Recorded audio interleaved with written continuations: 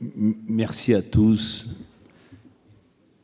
Monsieur le garde des Sceaux, ministre de la Justice, monsieur le représentant du président du Conseil économique, social et environnemental, madame la défenseure des droits, mesdames et messieurs les députés, madame la sénatrice, monsieur le procureur général près la Cour d'appel de Paris, monsieur l'ancien président de la Conférence nationale des premiers présidents de cour d'appel, monsieur le président de la Conférence nationale des procureurs généraux, monsieur le président de la Conférence nationale des présidents de tribunaux judiciaires, monsieur le président du groupe de travail pilotage des organisations, madame la présidente du groupe de travail simplification de la justice pénale, mesdames et messieurs les hauts magistrats, madame la déléguée interministérielle à l'aide aux victimes, mesdames et messieurs les directeurs du ministère de la Justice, monsieur le président du Conseil national des barreaux,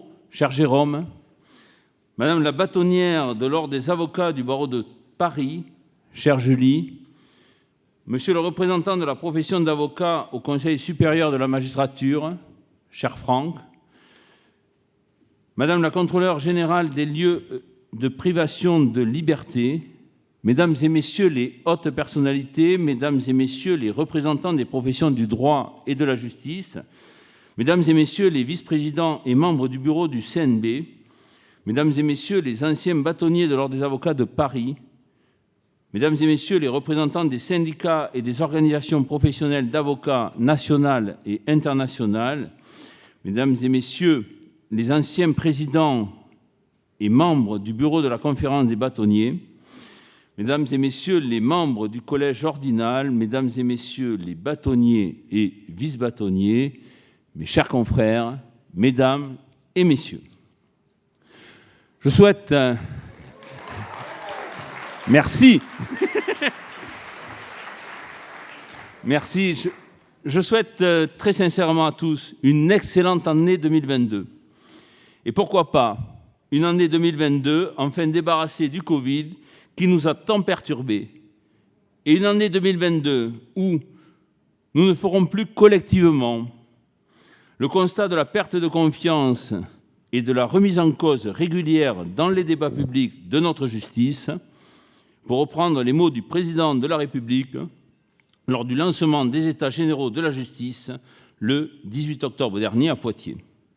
Ce qui renvoie immédiatement à la question « Comment redonner confiance à la justice ?» Une loi a été faite sur le sujet, nous en reparlerons.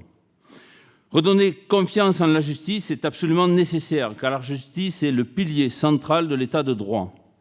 Ce pilier doit être fort et solide, car dans un état de droit, c'est la justice, qu'elle soit judiciaire, administrative, constitutionnelle, qui, in fine, dit ce que peuvent faire ou ne pas faire le pouvoir, la police, votre voisin, votre ex-conjoint.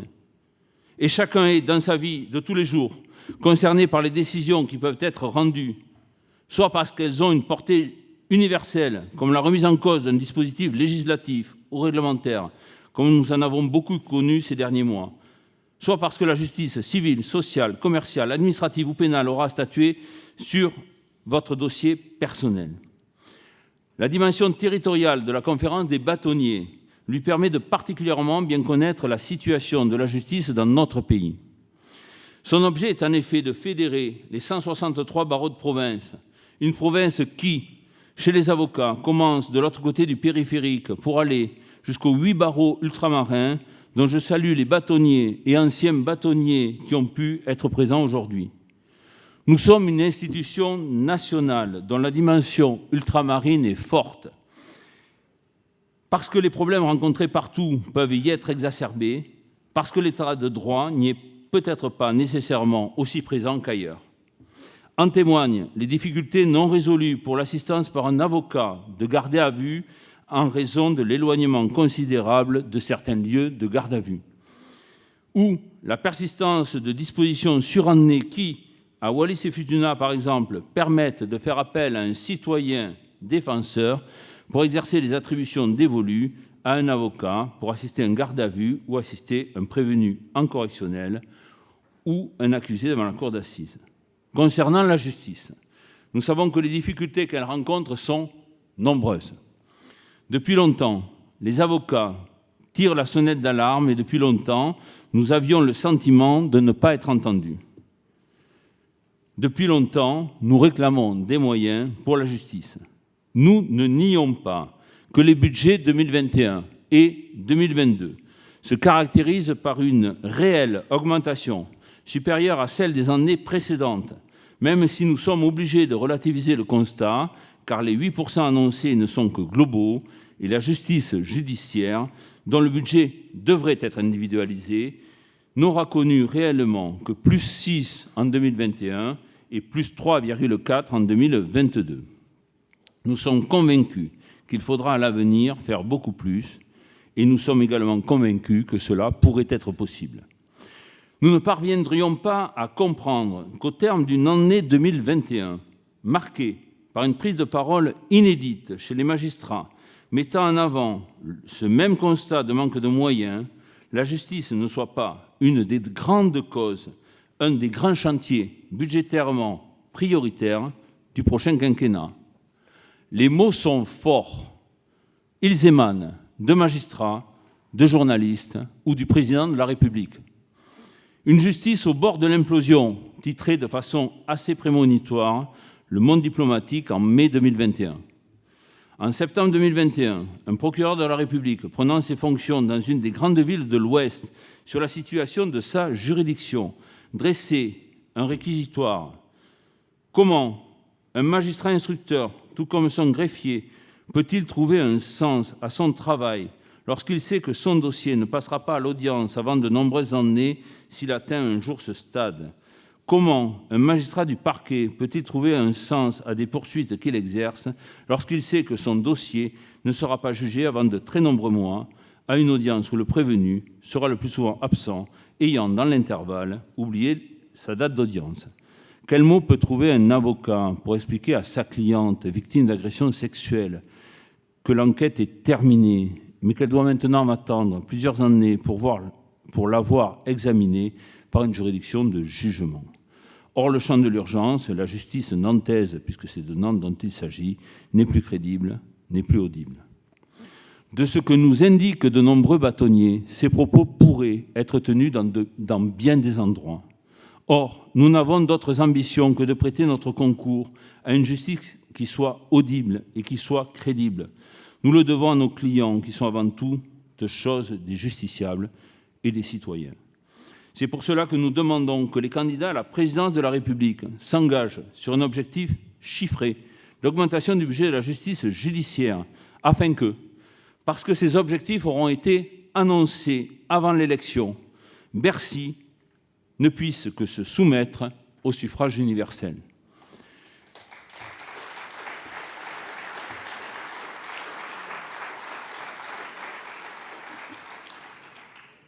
Le 18 octobre 2021, le président lui-même qualifiait notre justice de système devenu à bout de souffle.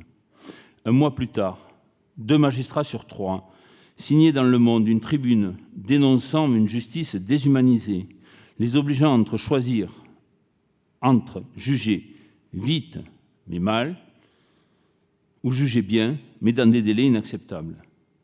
Ils faisaient part d'un profond malaise et mal-être face à cette situation, ainsi que de leur souffrance. La conférence des bâtonniers a exprimé sa totale solidarité dans une motion adoptée le 26 novembre dernier sous la présidence d'Hélène Fontaine, dont je salue l'action pendant les 2 années particulièrement difficiles de son mandat.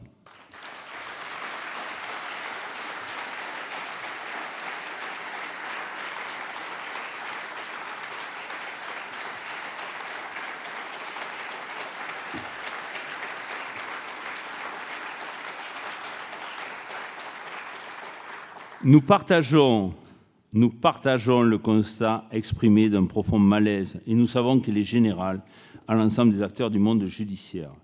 Le problème est avant tout budgétaire. Il risque au surplus de s'aggraver en considération des choix sécuritaires opérés par ailleurs. Le procureur que j'ai cité continuait. Quand on renforce de 25% les effectifs de la police judiciaire, on augmente mécaniquement de 25% les affaires présentées à la justice. à moyens constants. Il n'y a pas de mystère, ce sont d'autres dossiers qui passeront à la trappe. Et alors, quel est le sens d'un renforcement des effectifs pourvoyeurs si en aval, nous ne sommes pas en capacité de réserver une suite pénale à ces affaires élucidées? C'est pour cela que nous pensons que c'est un doublement du budget de la justice judiciaire qu'il faudrait sur 5 ans, avec un doublement des effectifs pour, enfin, placer notre pays dans la moyenne européenne. Je sais qu'il est affirmé que nous ne pourrions pas comparer notre nombre de magistrats professionnels avec ceux des pays voisins au motif que nous compterions beaucoup de juges non professionnels et qu'appliquer notre droit serait moins consommateur de temps que dans d'autres pays. Pour séduisant que soit ce raisonnement, il ne résiste pas à l'analyse, car il exclut pour beaucoup la corrélation qui doit se faire et qui est fort justement établie dans la tribune dans Le Monde entre la qualité de la décision rendue et le temps qui sera consacré au débat, à la préparation et à la rédaction de la décision. 2. Combien de dépôts de dossiers suggérés ou imposés, de combien de demandes de raccourcissement de plaidoirie, de combien d'audiences au pas de charge sommes-nous, au quotidien les témoins, de la part de magistrats qui n'auraient d'autre souhait que de pouvoir consacrer à chacun de ces dossiers le temps nécessaire. De plus, nous disposons d'un indicateur infaillible qui, au-delà des indéniables efforts en la matière de ces dernières années, démontre la pénurie de magistrats dont souffre notre pays. S'il est une matière non délégable à des non-professionnels, c'est bien la faculté d'exercer des poursuites. Ainsi, aussi, si notre faible nombre de magistrats professionnels par rapport à nos voisins européens s'expliquait par le grand nombre de juges non professionnels ou la facilité d'application de notre droit, alors que très modestement, à titre personnel, je n'avais pas remarqué. Nous ne devrions pas retrouver la même carence ou la même difficulté en nombre de parquetiers. Or, ce n'est pas mieux que chez les magistrats du siège. En effet, il y a en Europe, pour 100 000 habitants, entre 3 et 15 parquetiers, avec une moyenne qui s'établit à 12. En France, il n'y en a que 3 pour 100 000. Pour faire bref, nous sommes les derniers. Cette dernière place démontre l'ampleur du problème dont souffre notre pays, qui ne peut trouver de solution que par une augmentation forte et régulière des crédits. Nous ne nions pas que l'effort budgétaire sans précédent que nous appelons de nos vœux doivent s'accompagner d'une réforme administrative interne visant à rendre plus efficace l'utilisation par la justice des crédits qui lui sont alloués. Nous demandons que cette réforme soit neutre quant à l'organisation judiciaire mise à la disposition des justiciables. Point n'est besoin de changer la carte judiciaire des tribunaux, pas plus.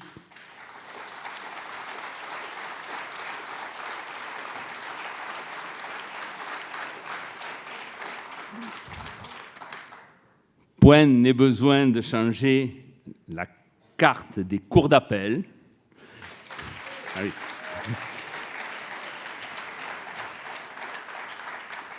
S'il s'agit de déterminer comment et par qui et dans quelles conditions on gère les crédits, les carrières ou même l'application sur le terrain de la politique pénale. Quand on voit l'indescriptible désordre et les traumatismes engendrés par la réforme de la carte judiciaire il y a quelques années, on ne peut qu'être convaincu de la nécessité d'épargner cela à notre pays. Il en va de même de son dernier succès d'année en date, la spécialisation des juridictions, qui, de décret en décret, est en train de rendre totalement illisibles et aléatoires les dispositions fixant les compétences de chacune des juridictions.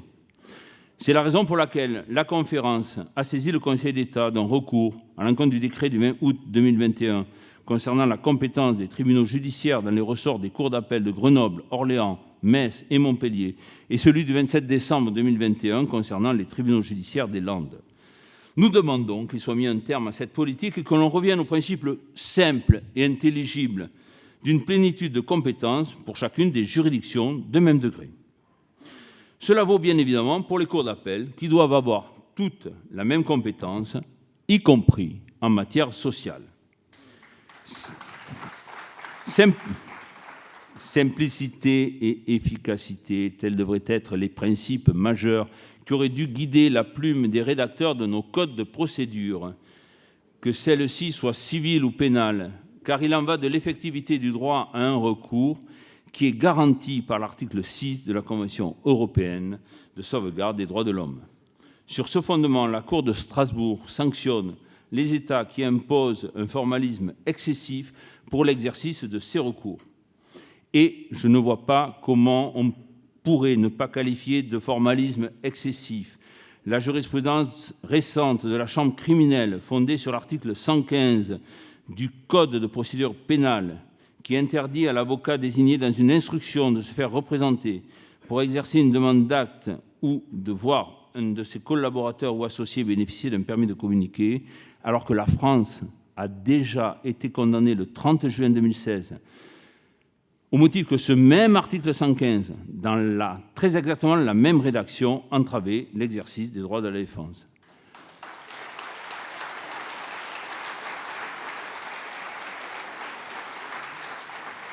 La situation est la même quand la deuxième chambre civile de la Cour de cassation valide, sur le fondement de l'article 901 du Code de procédure civile, le refus d'examiner un dossier en appel.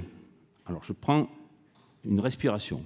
Parce que le cadre réservé à cet effet de la déclaration d'appel, parce que dans le cadre, réservé à cet effet de la déclaration d'appel, les dispositions contestées n'ont pas été mentionnées, mais qu'il a été renvoyé à un fichier annexé, qu'il n'a pas été indiqué quelles seraient les raisons impérieuses qui ont imposé à l'avocat de l'appelant de les faire figurer dans le dit fichier.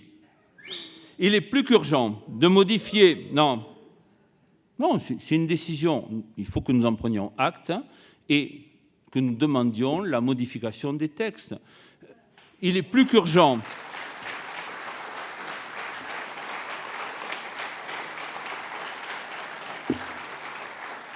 Il est plus qu'urgent de modifier les textes qui fondent de telles décisions. En matière civile, il s'agit de traduire dans notre droit positif la recommandation de la Commission européenne pour l'efficacité de la justice adoptée le 17 juin 2021, visant à, je cite, « réduire les contraintes formelles au strict nécessaire et assurer un droit de régularisation des actes viciés en fixant aux parties un bref délai pour déposer un acte de procédure régularisé ou pour fournir les informations requises ou bien remplir les conditions manquantes. » Neutraliser les chausses-trappes procédurales ajoutées au fil des ans est une nécessité si l'on veut que, dans notre pays, à chaque saisine d'une juridiction corresponde une décision au fond. C'est un des impératifs conventionnels à valeur supraconstitutionnelle qu'a souscrit notre pays en signant la Convention européenne de sauvegarde des droits de l'homme.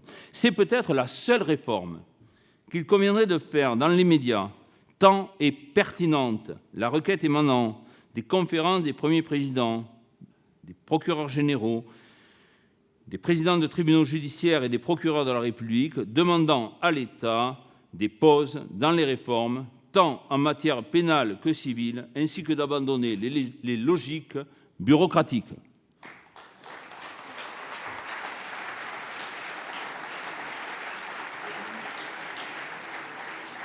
Comme eux, nous pensons que l'institution n'est plus en capacité de supporter l'insécurité juridique et les réorganisations permanentes qu'elle subit depuis plusieurs années. C'est la raison pour laquelle nous mettons en avant la réponse budgétaire qui doit précéder toutes les autres, et nous savons bien qu'elle ne sera possible que si celui ou celle qui sera élu a pris un engagement en ce sens avant son élection. C'est aussi le préalable de notre première contribution aux États généraux de la justice. Concernant les autres contributions de la conférence aux réflexions des 7 ateliers, elles seront soumises à l'approbation des bâtonniers demain et elles ont comme fil conducteur le fait que nous avons considéré que les États généraux de la justice n'avaient de sens que s'ils débouchaient sur un plan d'action visant à atteindre l'objectif d'une justice de qualité, à qui sont donnés les moyens de respecter pleinement l'ensemble des engagements internationaux de la France, en capacité de répondre aux demandes de tous les citoyens, Proche des justiciables parce que facilement accessible tant géographiquement que par le niveau d'écoute qu'elle accorde à tous, rendant des décisions de qualité sur le fond sans chose-trappe procédurale, dans laquelle le développement des mardes n'a pas pour but d'éloigner le justiciable de son juge et s'accompagne pour que soient garantis les droits de chacun du renforcement de la place des avocats, où est instaurée et respectée une réelle égalité des armes entre l'accusation et la défense. Ce dernier item nous renvoie au débat sur le statut du parquet, sur lequel il nous est apparu que les quelques semaines imparties pour le mener apparaissaient encore plus courtes que pour les autres sujets des États généraux de la justice. C'est la raison pour laquelle la contribution qui est soumise au vote des bâtonniers leur propose de poursuivre le débat en ne s'interdisant a priori aucune des évolutions possibles. 2021 que nous venons d'abandonner aura été l'occasion, une nouvelle fois, de démontrer que la profession d'avocat parlait au pouvoir public d'une seule voix, y compris sur les sujets difficiles sur lesquels ses composantes peuvent, et c'est bien normal, avoir des avis différents. Cette unité, nous le savons, est un bien précieux. Elle s'exprime au sein d'un CNB présidé par l'un des anciens présidents de notre conférence, Jérôme Gavaudan, que je remercie d'assister à notre assemblée, ainsi que d'avoir accepté d'intervenir cet après-midi. Nous pouvons également le remercier pour son remarquable travail à la tête de l'institution représentative de la profession.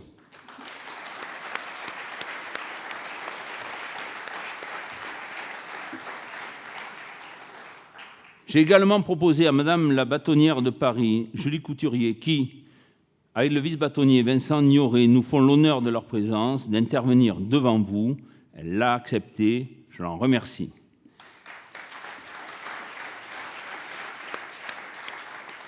Cette rencontre de tous les bâtonniers est également un message fort de la profession. Avec la bâtonnière de Paris, nous partageons l'honneur d'être vice-présidente de droit du CNB. À titre personnel, c'est la seconde fois que je suis l'un des vice-présidents de Jérôme Gavaudan, puisque tel était le cas à sa demande durant son mandat à la tête de la conférence. J'en garde un excellent souvenir tant il rend facile le travail en équipe.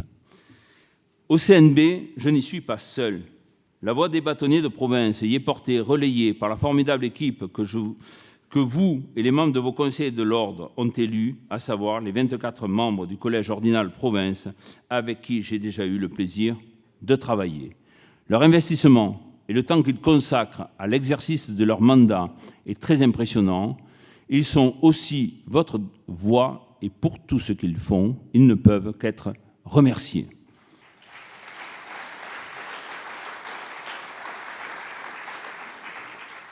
J'ai parlé des membres des conseils de l'ordre, eux aussi, comme ceux des conseils d'administration des Carpents, et leurs présidents doivent être remerciés pour tout ce qu'ils font au quotidien. L'autorégulation de la profession repose sur eux. Cette autorégulation, nous y sommes extrêmement attachés et nous la défendrons. Elle est aussi pour nous un défi.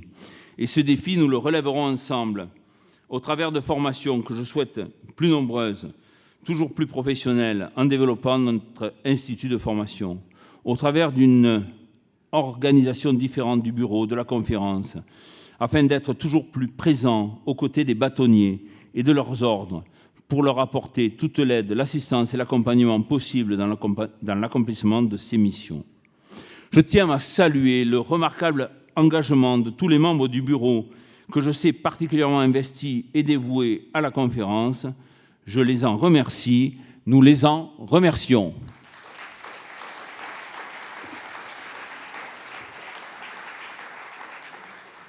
La conférence, ce sont aussi 7 salariés dont la qualité de travail et la très grande disponibilité doivent être saluées.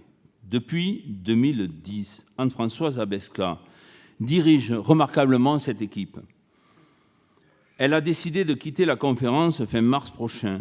Je tenais à la remercier pour tout ce qu'elle a apporté et donné à la conférence, tant en mon nom qu'au nom de l'ensemble de l'équipe, des membres du bureau et des anciens présidents, et lui souhaiter le meilleur pour la suite.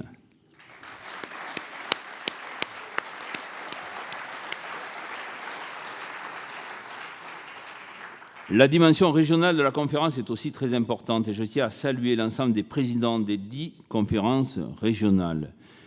Les régionales sont l'autre lieu où les bâtonniers se réunissent et débattent et je compte beaucoup sur le travail que nous ferons ensemble et les échanges que nous aurons.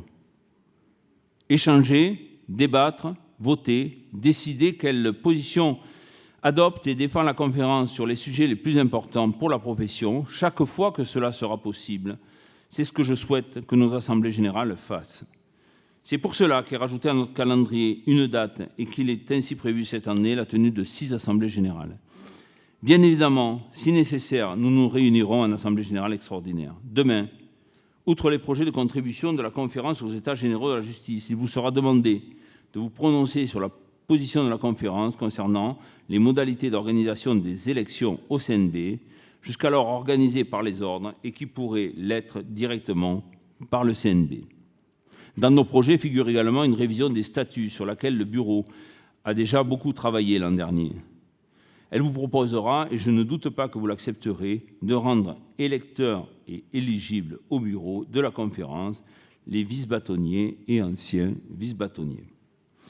Les vice-bâtonniers sont de plus en plus nombreux et leur rôle de plus en plus important. Je tenais à les remercier pour tout ce qu'ils apportent à l'ordinalité.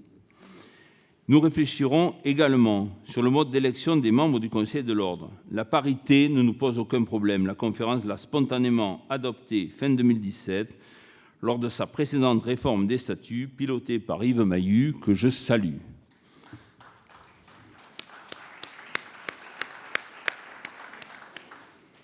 Ce qui fonctionne très mal dans de nombreux barreaux de province, c'est le recours au binôme. Très majoritairement, nous souhaiterions un scrutin par collège, comme cela se passe pour l'élection au collège ordinal du CNB. Comme certains ordres peuvent préférer les binômes et qu'il ne s'agit pas de répondre aux besoins des uns en compliquant la vie des autres, il sera proposé très prochainement à cette Assemblée d'adopter une motion demandant que chaque conseil de l'ordre puisse choisir par délibération son mode d'élection entre les binômes et le scrutin par collège, et que le mode choisi soit celui qui sera appliqué dès le renouvellement suivant du Conseil de l'Ordre. 2021 aura également été l'année de l'adoption d'une nouvelle loi sur la justice, la loi du 22 décembre 2021 pour la confiance dans l'institution judiciaire. Elle contient de nombreuses mesures dont certaines nous apparaissent positives alors que sur d'autres, nous ne pouvons qu'être plus réservés, voire en opposition. Sans faire un commentaire exhaustif de cette loi, on peut noter comme satisfaisante les garanties nouvelles et les recours apportés aux avocats en matière de saisie et de perquisition, ainsi que l'introduction, à compter du 1er mars prochain, du secret professionnel de la défense et du conseil dans l'article préliminaire du Code de procédure pénale. Nous reparlerons du secret.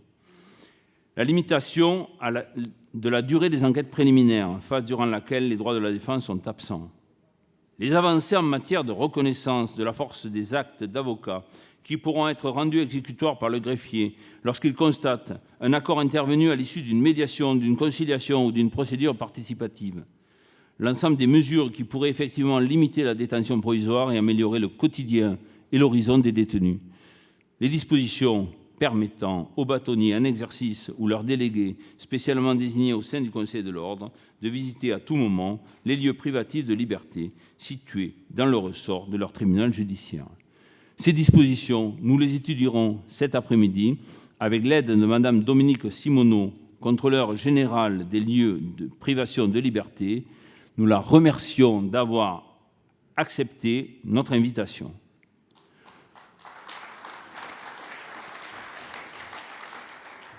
Des réserves, nous en avons sur la réforme de la discipline. Si faire une place plus importante aux plaignants était nécessaire, nous pensions que, compte tenu des spécificités de l'intervention de l'avocat au judiciaire, par nature entre personnes en conflit, cela ne devait pas aller jusqu'à lui permettre de lancer les procédures.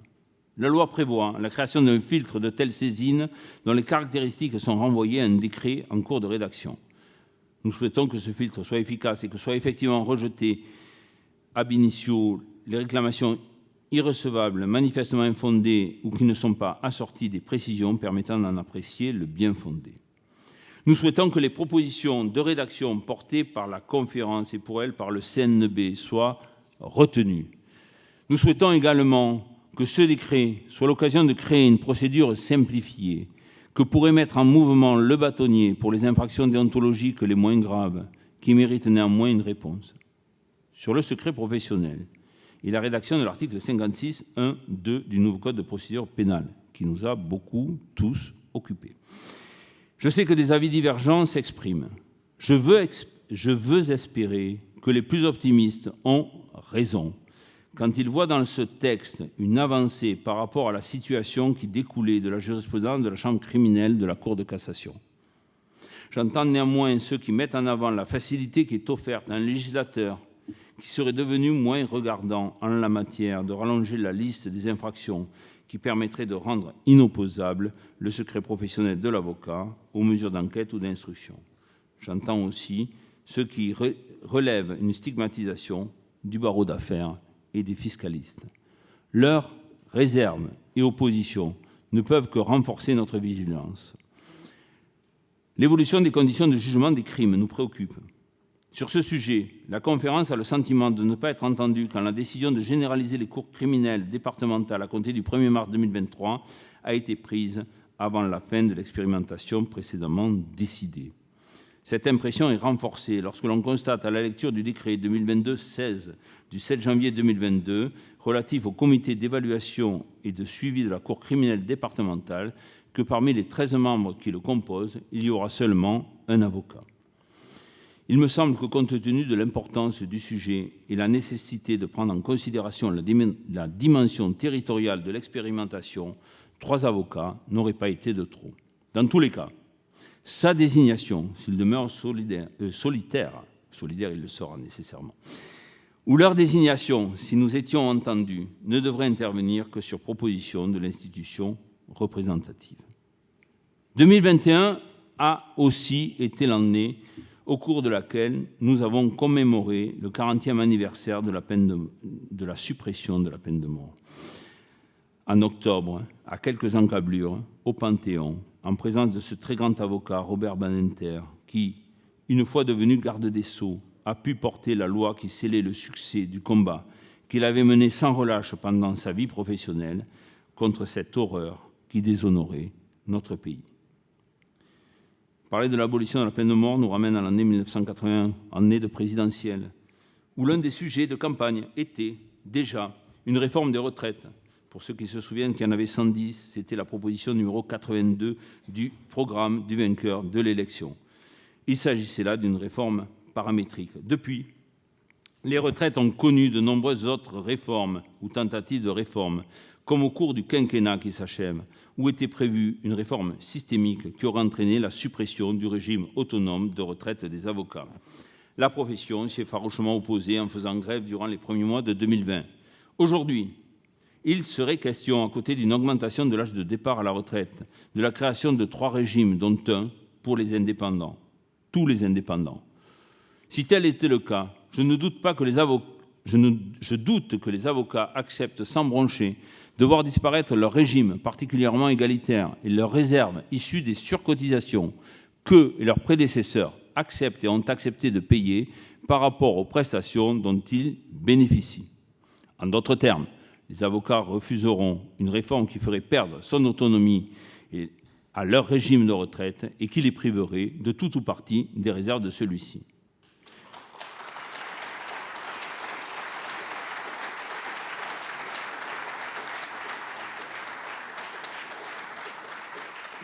Ils sont d'autant plus fondés à adopter cette position qu'il en va de la pérennité de leur modèle économique et de leur indépendance à laquelle participe l'autonomie de leur régime de retraite et de prévoyance. Je vous propose de rester encore quelques instants en 1981 et plus précisément d'examiner la décision particulièrement importante rendue le 20 janvier de cette année-là par le Conseil constitutionnel sous le numéro 80-127. Cet après-midi, le professeur Dominique Rousseau a accepté de venir nous parler du Conseil constitutionnel et je l'en remercie très vivement. Son sujet sera bien évidemment plus vaste et son propos, sans comparaison possible, plus précis et technique que la simple lecture que je vous propose du considérant 48 de cette décision. Il était question de la loi dite sécurité et liberté qui, entre autres choses, prévoyait de modifier la loi de 1971 sur la profession d'avocat. Sur ce point, comme sur beaucoup d'autres, le texte fut déclaré inconstitutionnel. Sans cela, aurait été insérée dans notre loi une disposition qui aurait permis, je cite, au président de toute juridiction de l'ordre judiciaire d'écarter discrétionnairement de la barre pendant 2 jours, au nom de la sérénité des débats, un avocat. Mutatis mutandis, la solution dégagée à l'époque devrait, en cas d'incident d'audience, toujours guider nos réflexions et nos actions. Si cette loi sécurité et liberté a fini par être abrogée, la logique sécuritaire qu'elle contenait est plus que jamais présente. En témoignent les 2 années d'état d'urgence liées au terrorisme de novembre 2015 à octobre 2017 qui ne prendront fin que par l'intégration de la plupart des mesures d'exception dans le droit commun par la loi renforçant la sécurité intérieure et l'action contre le terrorisme du 30 octobre 2017. En témoignent également les différentes périodes d'état d'urgence sanitaire qui se succéderont à partir de 2020, qui ne sont d'ailleurs pas toutes terminées dans le territoire national, ainsi que l'ensemble des dispositions qui y sont liées. Le nombre des décisions rendues par le Conseil d'État ou le Conseil constitutionnel ces dernières années sanctionnant des mesures par trop attentatoires aux libertés vient confirmer le danger qui guette les libertés. François Sureau, notre ancien confrère devenu académicien, lorsqu'il commente son livre « Sans la liberté », indique l'avoir écrit pour comprendre comment, en 20 ans, on en était arrivé là, et pourquoi l'expérience de sa vie d'homme aura été celle du déclin de l'amour des libertés. La conférence des bâtonniers est l'un des lieux où cet amour des libertés n'a pas décliné. Elle est l'un des lieux où l'on veut croire qu'il n'est pas trop tard et que les actions et les combats de tous ceux qui, comme nous, défendent les libertés publiques continueront de les faire triompher en France comme à l'étranger. À l'étranger où, sans relâche, nous nous mobilisons pour faire valoir les valeurs de liberté, d'indépendance de la justice, de procès équitable et de défense de la défense qui seuls peuvent garantir la démocratie et le respect des droits humains portés par notre profession. En Turquie, où nous manifestons notre solidarité avec nos confrères injustement arrêtés en étant présents à leur procès. En Iran, où de longue date nous défendons notre consoeur iranienne Nasrin Sotoudeh, coupable d'avoir défendu des activistes et des hommes politiques de l'opposition, des prisonniers condamnés à la peine de mort pour des crimes commis lorsqu'ils étaient mineurs, ainsi que des femmes qui refusent de porter le hijab, et condamnés pour cela à 33 ans d'emprisonnement. Là aussi, Monsieur le garde des Sceaux, nous avons besoin de votre appui pour obtenir sa libération définitive qu'avec le CNB et l'ensemble de la profession, nous demandons sans relâche depuis 2018.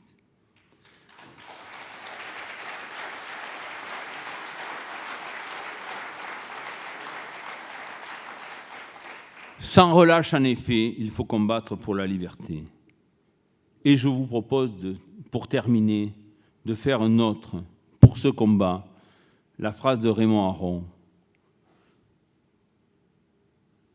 Je crois que tout est toujours en question, que tout est toujours à sauver, que rien n'est définitivement acquis et qu'il n'y aura jamais de repos sur la terre pour les hommes de bonne volonté. Merci.